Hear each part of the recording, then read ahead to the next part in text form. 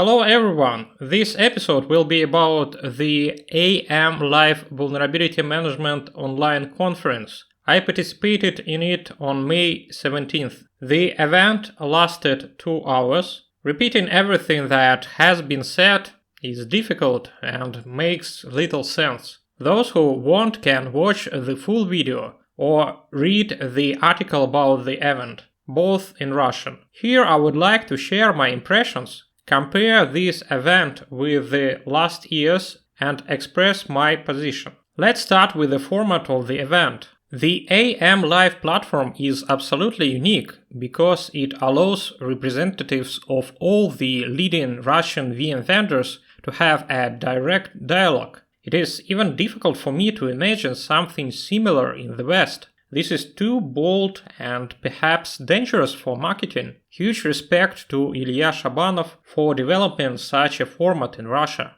This is a real breath of fresh air. Lev Pali is very cool as a moderator of the event. I really enjoyed participating in the event and planning the program. It is a real pleasure to discuss the topic of VM in detail with people who have a lot of experience and knowledge in this. Many thanks to all participants. Compared to last year, the main change is the new reality of information security, TNROIs, which affected vulnerability management. This time there were no foreign vendors, and a year ago there were Skybox and Tenable, their distributor Tiger Optics. This time there were almost all companies on the Russian market that have a solution for detecting vulnerabilities. Positive Technologies, Frodex, Wolves EO, Echelon Technologies, Altex Soft, Rostelecom Solar, Kaspersky and Vulners didn't participate, but we also mentioned them. It seems that this time we talked much more about people, but still not enough. It seems to me that we could talk for 2 hours exclusively about the problems of the VM process related to people. Why is it important? You can say a lot of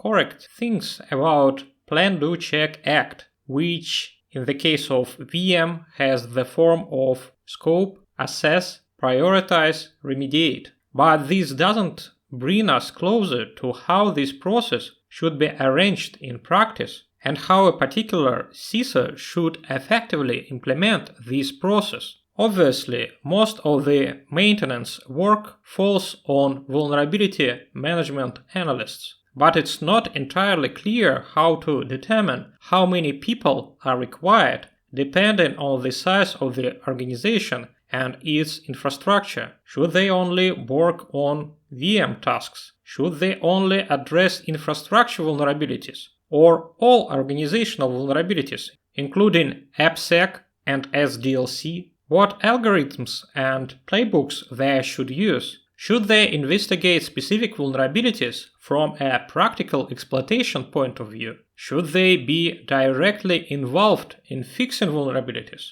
If IT staff is directly involved in fixing vulnerabilities, which is the most common, this can cause many problems. What to do when it is not clear who is responsible for fixing a vulnerability on a specific host? Or when it's known but this person doesn't want or cannot do this work. I know many examples of how VM processes have been implemented in organizations, but do I know the 100% correct and optimal way? Rather not. I think that serious methodical work is required here in order to understand how to properly build a VM process in practice. Should VM vendors be involved in developing such guidelines? I think yes. It is great that vulnerability management makes it easy to manage assets, detect vulnerabilities, prioritize them, and even perform automated patching.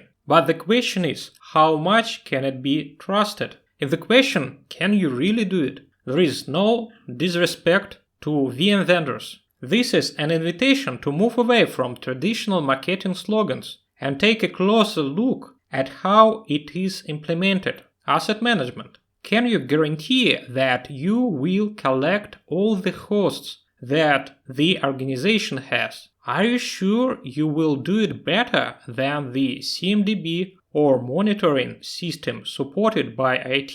A simple active network scan, such as Nmap does, may not be enough, and it may harm the network. Vulnerability detection, the process by which VM vendors collect data for their knowledge bases, is not very transparent, but it obviously depends on the data provided by the IT product vendors. If an IT product vendor doesn't issue security bulletins, then finding vulnerabilities for such products would not make sense. This will also happen if the VM vendor, for some reason, doesn't support vulnerability detection for some product. Will these limits be visible? To assess the completeness of the VM vendor's VM knowledge base, you must have access to it. Unfortunately, most VM vendors only provide this information to customers.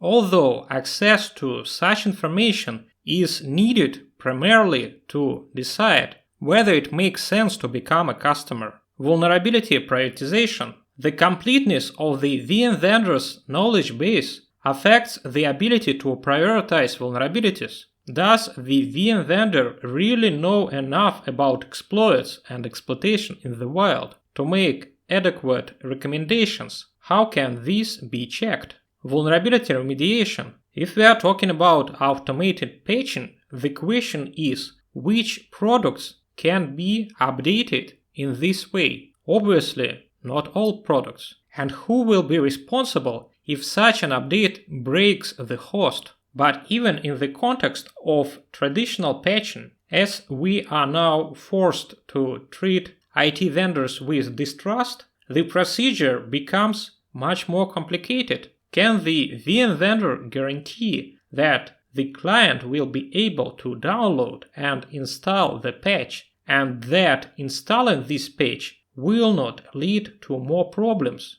And should the VM vendor guarantee this? In general, my questions to VM vendors are about limitations in their products and how those products can be controlled. But of course, in the current situation, the main advantage of the VM vendor is the fact that its products are still available on the market, and the VM vendor provides at least some level of customer support. Therefore, if last year I said that the best goal for VM vendors is to turn their solutions into VMDR and develop automated patching, now I can say that the best goal of VM vendors in Russia and most of the world is to keep up with the trend of de-westernization of IT infrastructure and support it in the best possible way. And that's it for today. Please subscribe and leave your comments. Bye.